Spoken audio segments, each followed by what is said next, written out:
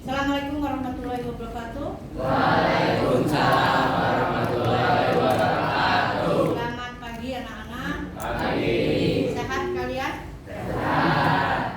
Baik, kita mulai pembelajaran yang terbaru lagi, bab yang terakhir dari semester ganjil.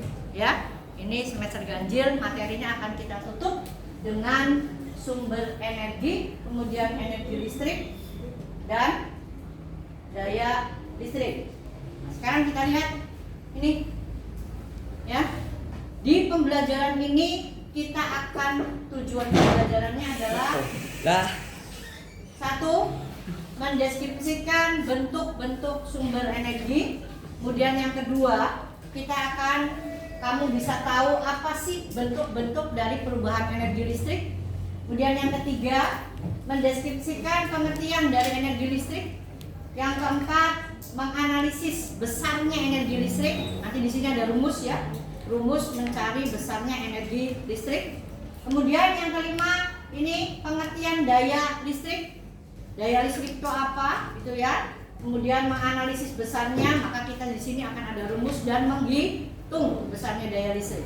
Kemudian yang terakhir, ini menganalisis besarnya tarif listrik. Jadi nanti diharapkan dari bab ini kalian akan dapat menghitung pembayaran rekening listrik di rumah kalian masing-masing. Akhirnya itu dari pembelajaran ini. Ya, baik. Nah, selanjutnya kita mulai pembelajaran yang pertama dulu, yaitu kita lihat sumber energi listrik. Sebelum masuk ke sini, kalian pernah tahu tidak sih? Pernah nggak terpikir di dalam pikiran kalian, tuh listrik itu dari mana ya? Kok tiba-tiba saya bisa nyalain, ya kan? Bisa nyalain TV seenaknya, nyalakan lampu, gampang ya kan? Ya. Zaman dulu kan nggak ada, ya kan? Zaman dulu nggak ada. Pakai apa harusnya? Pakai obor dulu, pakai kayu, ya kan? Pakai api unggun, barulah muncul api. Nah sekarang alhamdulillah kita hidup di zaman yang ini, ya. Karena teknologi sudah mulai berkembang, sumber daya manusia juga sudah semakin meningkat, ya. Maka ternyata kita sudah bisa menghasilkan ini sumber-sumber dari energi listrik. Yang pertama ini di Jawa Barat aja dulu yang gampang ya. PLTU itu singkatan dari pembangkit listrik tenaga uap. Jadi dari tenaga uap yang ada di Mundu ini itu bisa menghasilkan energi listrik yang besarnya ribuan watt. Ya. Kemudian tenaga airnya ada, yaitu di Jatiluhur, pembangkit listrik tenaga air. Sekarang ada lagi pembangkit listrik tenaga angin, PLTG juga pembangkit listrik tenaga gas ya. Jadi banyak macamnya sekarang.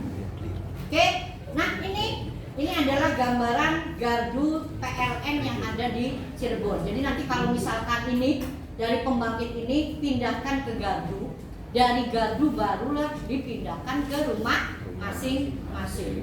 Nah, dari gardu ini kan ribuan volt. Maka untuk ke rumah, maka tegangannya dikecilkan. Karena di rumah hanya 220 ya.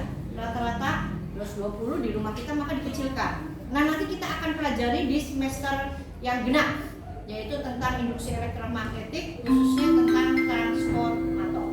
Ya, oke, lanjut. Nah, ini sumber energi yang kita jumpai dalam kehidupan sehari-hari. Ya, ini apa gambar ini? Aki. Akumulator atau biasa disingkat Aki. Biasanya dipakai untuk di mana? Mobil, kendaraan. Ya, untuk di mobil, di motor, ya kan? Ya. Ini apa? Dinamo sepeda. Baterai, ini dinamo sepeda. Ya. Oke, sekarang perhatikan sini. Di dalam aki kenapa sih kok bisa buat nyalakan, buat starter mobil ya kan? Nyalakan lampu yang di mobil. Ada energi apa di aki ini? Sama dengan di tubuh manusia. Di tubuh manusia otot kita bisa bergerak nih. Karena kita punya energi otot. Nah, dari energi otot itu dari apa dulu gitu? Kita makan kan? Iya. Kalau kita nggak makan bisa nggak kita bergerak? Nggak bisa. Maka di dalam makanan itu mengandung apa? Zat-zat kimia, protein, karbohidrat itu zat kimia. Ya, maka di dalam tubuh kita kalau kita makan, maka kita akan mendapat energi kimia. Sehingga tubuh ini energi kimia ada, barulah energi otot. Sama dengan ini. Ini juga ada energi kimianya. Ada air. Ya, ada larutan elektrolitnya, yaitu asam sulfat H2SO4. Di baterai juga ada larutan elektrolit, tidak ada larutan elektrolit ya, karena ini elemen kering. Ya, ini pakainya karbon, ya, karbon dan Zn. Kemudian ada lapisannya yang kita sebut salmiak. Ya, ini, nah kalau ini perubahan energinya, dinamo sepeda dari apa coba? Goes. Dari goes. Goes itu berarti kita ngapain? Mengayuh. Gerakan. Nah, perubahan energinya dari awal dulu, dari manusianya dulu tadi. Energi kita makan, Ya. apa? Kimia. Energi kimia berubah menjadi otot, gerakan. Ya. Ototnya menjadi energi gerak, geraknya jadi Listrik. Setelah listrik barulah bisa nyalain apa ini? Lampu. Berubahlah menjadi energi cahaya. Cahaya. Itu perubahan. Sampai sini perubahan energi ada pertanyaan? Ada pertanyaan? Bisa dilanjutkan? Bisa. Oke, kita lanjut ya. Ini juga alat-alat ini, tapi hampir semuanya ini perubahan energinya adalah bentuk panas. Ya. Ya, yang ada di rumah rata-rata setrika, magic jar, microwave, ini perubahan energinya dari energi listrik menjadi energi panas. Lanjut. Nah, ini sekarang materi yang ke selanjutnya di tujuan pembelajaran yang ketiga, kita lihat energi listrik. Apa itu energi listrik? Usaha yang dilakukan. Usaha yang digunakan untuk memindahkan muatan listrik dari titik potensial yang satu ke titik potensial yang lain. Sebenarnya ini sudah Ibu jelaskan pada saat Ibu membahas energi apa ya? Beda potensial. Ya, pada saat membahas beda potensial yang ini kan P sama Iya. dengan I. W per I, ya kan? Oh. Beda potensial, maka kalau mencari W-nya kan V kali Q, ya kan? Jadi ini sudah Ibu ajarkan di listrik dinamis karena waktu itu membahas beda potensial. Nah, maka rumus energinya menjadi Q kali V. Q itu apa? Muatan listrik. Ingat satuannya kolom. Kemudian V-nya apa? Beda potensial. Satuannya volt. W-nya energi listrik. Satuannya joule. Ya. Jadi energi listriknya satuannya joule. Sampai sini ada pertanyaan? Nah, karena di listrik dinamis kita punya banyak rumus, ya. Rumus lagi bahwa kita lihat nih. Nah, ini kalau I-nya sama dengan I kali T, I-nya sama dengan I-nya sama dengan I kali T, ini kan bisa diganti nih. W P kali I kan? P-nya biarin kan? Ya. I-nya ganti nih. I kali T, maka jadilah W ini V kali I kali T. Jadi rumus-rumus ini nih sebenarnya disamakan dari rumus-rumus sebelumnya. Paham ya? Jadi kalau pelajaran fisika atau IPA gitu ya, yang khususnya tentang rumus, ini dari rumus yang satu dan ke yang lain itu akan selalu berkaitan. Gak bisa dilepas sendiri-sendiri. Jadi bisa nyambung lagi dan seterusnya. Sampai kamu kuliah gitu ya, nyambung lagi rumus itu. Oke, kita lihat. V-nya apa? Kita lihat nih, V-nya tegangan listrik. I-nya watt arus, T-nya waktu. Jadi ini rumus energi listrik yang keberapa?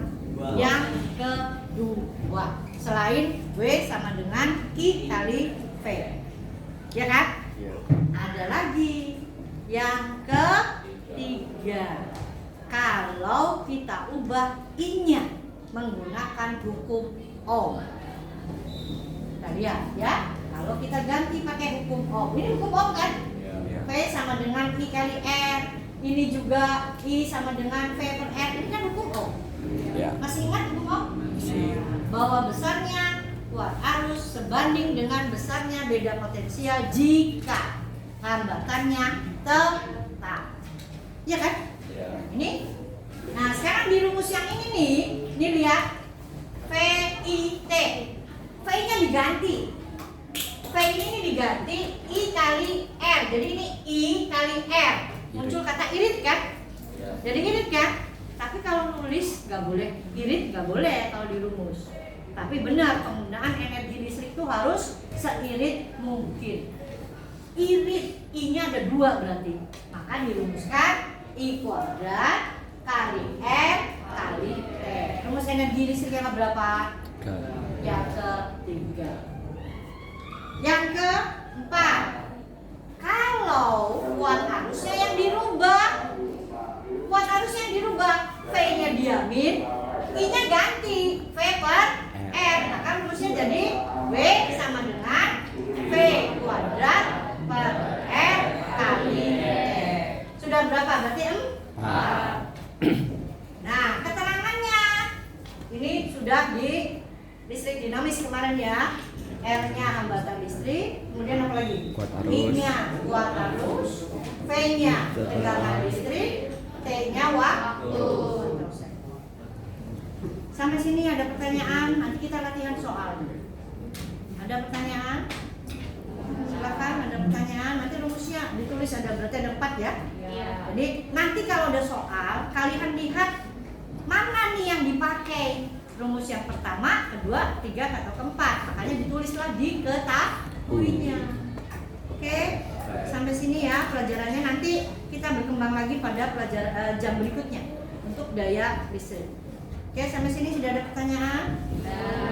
Oke, nanti kita latihannya. Terima kasih. Assalamualaikum warahmatullahi wabarakatuh. Waalaikumsalam warahmatullahi wabarakatuh.